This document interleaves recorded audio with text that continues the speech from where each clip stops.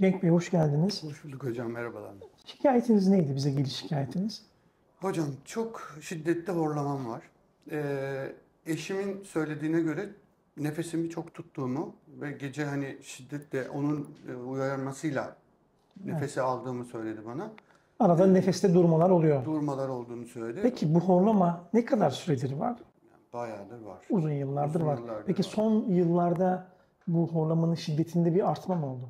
Yok, artma olmadı. Aynı şekilde devam ettiğimi söylüyor. Hiçbir azalma da yok, artma da yok ama şiddetli horladığımı Peki söylüyor. pozisyonla değişiyor mu? Mesela yan çevrildiğinizde azalıyor mu? Azalıyormuş, Ha, evet. sırt üstü daha şiddetli Tabii. olur. Şimdi şöyle tabii biz burada horlama sosyal bir sorun gibi gözükse de aslında hani halk arasında uyku apnesi, biz de sleep apne diyoruz. Yani uykuda nefes durması sendromu diye bir sendrom var. Buradaki apneler sayıları belli bir düzeye geldiği zaman artık hastalık oluyor ve hasta için bir risk teşkil ediyor.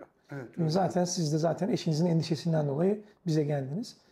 Peki ertesi gün uyandığınızda sabah yani uykunuzu alamamış gibi böyle bir yorgunluk ya da baş ağrısı, böyle bir halsizlik gibi bir his oluyor mu? Yok hocam, onları Onları yaşamıyorum. yaşam. Geceleyin uykuya gittiğinizde yatak odasında kafanızı vurduğunuz anda hemen uyuyabiliyor musunuz? Uyuyabiliyorum. Çok bir sıkıntı olmuyor değil mi? Yok, Kısa hayır. sürede uyuyabiliyorsunuz. Uyuyabiliyorum, evet. Yani böyle birkaç dakika bile beklemenize gerek kalmadan Yok, oluyor. yani uykum geldiği anda zaten hani genelde salonda otururum ama uykum geldiğinde yatak odasına gittiğimde hemen uyurum. Televizyon izlerken uyku Evet, dalma hızlı olabiliyor değil mi? evet. Ya da böyle uzun yolda araç kullanınca arada uykular falan Evet, oluyor. arada gelebiliyor. Oluyor.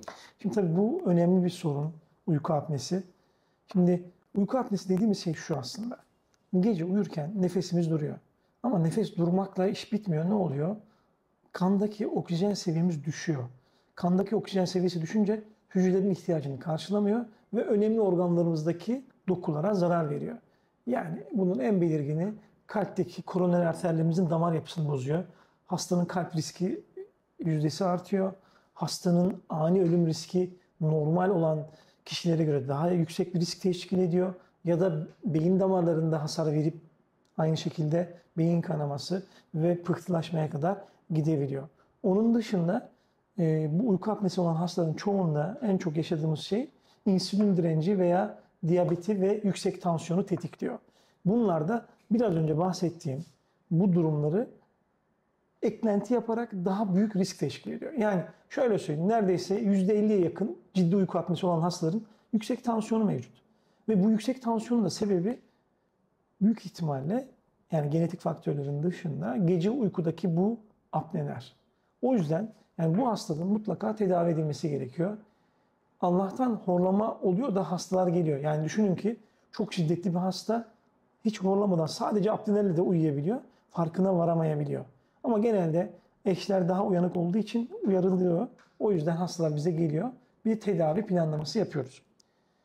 Şimdi burada yapacağımız şey şu. Şimdi bu konuşma bittikten sonra sizi muayeneye alacağım. Muayenede normal kulak burun ağız muayenesi dışında flexible endoskopla geniz yapınıza, burun yapınıza, dil kökü, gırtlak yapınıza bakacağız. Ondan sonra tabii en önemli şey, bu anlattığım şeyler sadece tanıya yardımcı şeyler.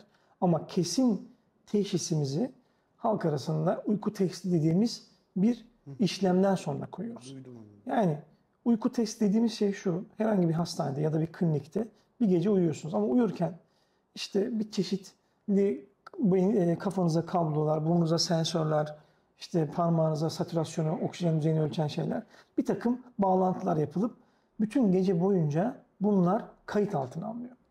Kayıt altına alındıktan sonra profesyonel bir doktorla yani uyku işiyle uğraşan bir nörolog olabilir bu, göğüs hastalıkları uzmanı olabilir. Onun tarafından scoring dediğimiz bir değerlendirme yapılıyor. Sonra bize böyle bir dosyayla bir sonuç geliyor. Bu sonuçta ne çıkıyor? Uyku apnesinin varlığı çıkıyor ve şiddeti ortaya çıkıyor. Ona göre de beraber nasıl bir yol izleyeceğimize karar veriyoruz.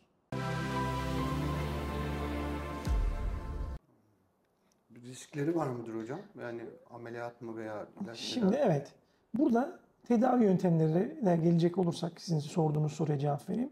Burada en önemli şey ne tür bir tedavi yapacağız? Yani cerrahi dışı yani ameliyat dışı bir tedavi yöntemi mi ya da ameliyatla mı? Bunun kararını ortak veriyoruz ve sizin anatomik yapınıza ve uyku testinizin totaline göre değerlendirme yapıyoruz. Şimdi cerrahi dışı yani ameliyat dışı tedavi sizin de bildiğiniz üzere daha önce de konuşmuştuk. Bir CPAP dediğimiz bir aletle gece uyuyorsunuz. Yani bunun çalışma mekanizması da şu. Sonuçta uyku apnesinde ne oluyor? Hava yolunda bir boru gibi düşünün. Kendi katlanıyor, tıkanıyor ve hava geçmediği için de oksijen düzeyi düşüyor. Ama biz buradan sürekli bir hava geçişini sağlarsak bu hadiseye yol açmasını engellemiş oluyoruz. İşte CPAP'ta burundan bir basınçlı bir hava üfleniyor ve hava yolunu sürekli açık tutuyor. Yani her gece bunu kullanıyorsunuz. Bunu kullandığınız müddetçe herhangi bir sıkıntı yaşamıyorsunuz. Yani bunu daha çok ağır hastalarda ve cerrahi istemeyen hastalarda öneriyoruz. Diğer taraftan cerrahiyi nasıl planlıyoruz? Hani uygun gördük. Dedik ki evet siz CPAP kullanmak istemiyorsunuz. Cerrahiye de uygun bir hastasınız. O zaman da cerrahi planlama yapıyoruz. Burada cerrahi planlarken uyku endoskopisi denen bir işlem yapıyoruz. Bu çok önemli bir işlem. Bu ne demek? Şimdi siz bugün bana geldiniz, muayenenizi yapacağız. Ama bu yaptığım muayenelerin hepsi siz uyanıkken. Ama oysaki problemimiz gece uyurken.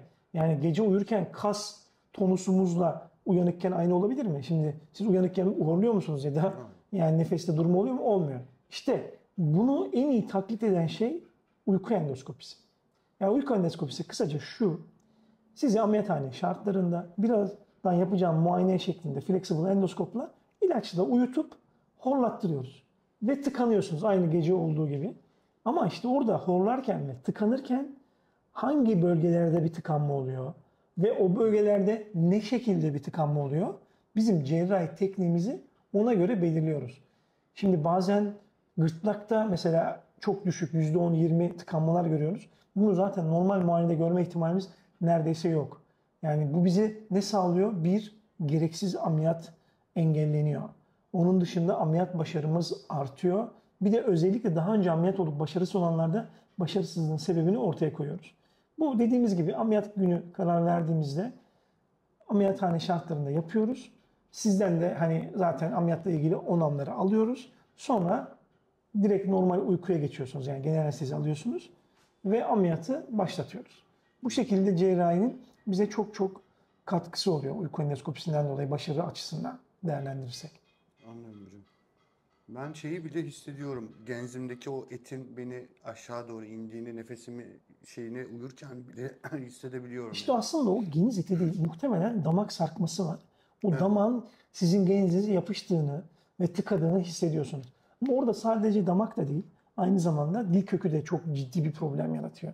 Yani ağır hastalarda, yani size ağır ya da hafif şu anda zaten yorum yapamıyorum. Uyku testinden sonra göreceğiz onu.